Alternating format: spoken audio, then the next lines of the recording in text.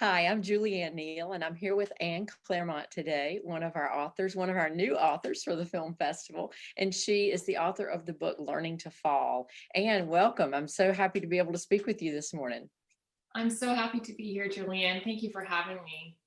Well, I think I just told you, I couldn't believe this was your debut novel. I mean, I loved this book. Can you tell us a little bit about the project and what prompted you to start it? How did you begin the writing process?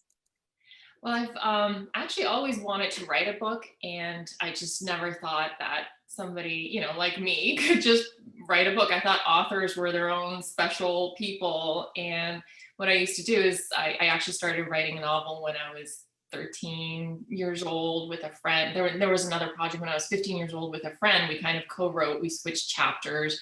We never finished that book, but I kept the pages, and so it's kind of fun to go look at sometimes. And of course, I always loved reading.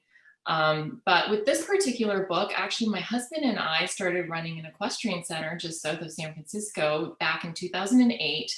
And it was my first experience with running a boarding stable training center, being around horses. And we were doing it for about 2 years when this story was popping up in my head about this young woman and her dad, and just being around the horses and having all that drama as we ran a 75 horse training, an equestrian facility. So it was a lot of work, and it sort of became my escape. So I started taking some writers classes in San Francisco at the writer's salon. It was my little escape. And this story started coming out about this girl, and it was set in the Bay Area, San Francisco Bay Area, which is where we were. But we were in the peninsula, and this was set in Sonoma, which we had toured and gone to some other farms looking at horses. And I just fell in love with this one facility. So I actually based it, the setting based on this farm that we had toured in Sonoma. And I just imagined all the hills in there.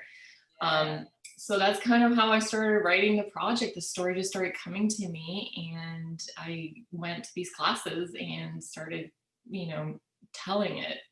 And it came together that way. Well, Exactly. obvious that you had experience. I mean, the horse people will be able to tell that that show world, and the characters. Not to say that maybe they're modeled after real people. Who knows?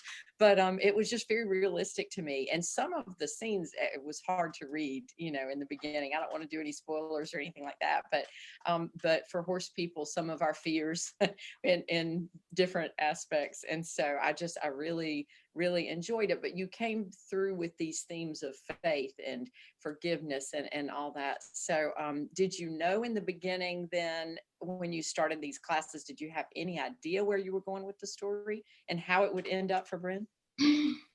Well, I knew that I wanted it to be somewhat of a positive story. I didn't want it to be a horribly sad book. So Yeah. I did know that I wanted there to be hope and positivity in the end.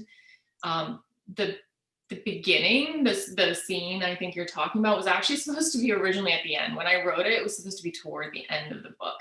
But the more I wrote it, and the more I actually went to these writers' classes and got some feedback, the more it felt like it should belong in the beginning. And that's what started her journey and her trajectory.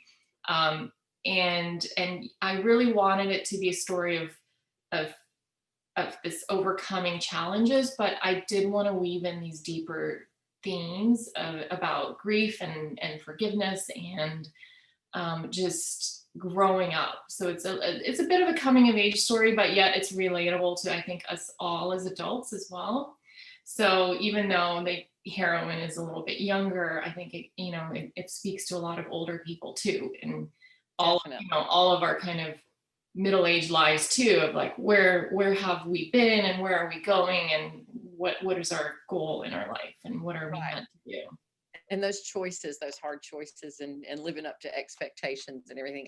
I loved her story arc. I just thought it was a beautifully done, well Well, written. thank So you so much. what's been the most rewarding part of all of this?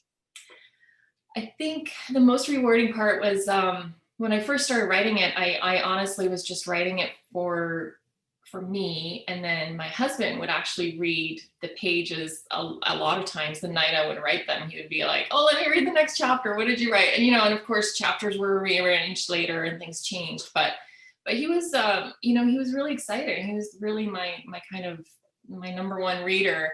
And then I would imagine somebody else somewhere reading that story. But after the book was published, what has been most rewarding is getting messages from people who it really touched. There was especially a few emails or like messages on Instagram where somebody would post that they were going through a really hard time in their life, and they'd lost there was one woman who lost her father and a horse too. And so it really spoke to her. She said like it's the book she reread like 3 or 4 times because it really spoke to her. And other people who said they hadn't picked up a book since high school. And there was a lady I remember I met at Spruce Meadows, and she said she hadn't read a book since high school. She was like in her 60s or 70s, and she kept coming back. I had a booth at Spruce Meadows in Canada, and she kept coming back, and she was like, oh my gosh, it's so good. So it just felt really rewarding to have that feedback from people, and knowing that I touched them on, I mean, I'm glad if it entertains people and gives them, brief escape, but also that it touches them on a bigger, deeper level. That's really important to me. Well, I can tell you that it really does. It really does. So I'm so happy that you're here with the festival now. And I know that everybody's going to enjoy the book and will love it. So how could people find you online if they wanted to know a little bit more about you and the book and everything else? Well, I do have a website at anneclermont.com, and the spelling's a little different. So it's ANNECLERMONT.com. I'm also on Facebook, not so much on my author page. I've sort of stepped back from social media right now. I'm on there a little bit more on my personal page. I'm not on Instagram very much anymore, but I do post sometimes. But the best way is to go to my website, and I'll post updates there about things I'm doing, or places sometimes I give talks or things like that. So. Right. Well, hopefully next year when we're back in person, we'll have you down to or up to the Kentucky Horse Park for the film I festival. know, I can't wait. That would be so exciting. Yeah, that'll be wonderful. Well, thank you so much for speaking with me today. And I know that everybody's going to love the book. Thank you so much, Julianne.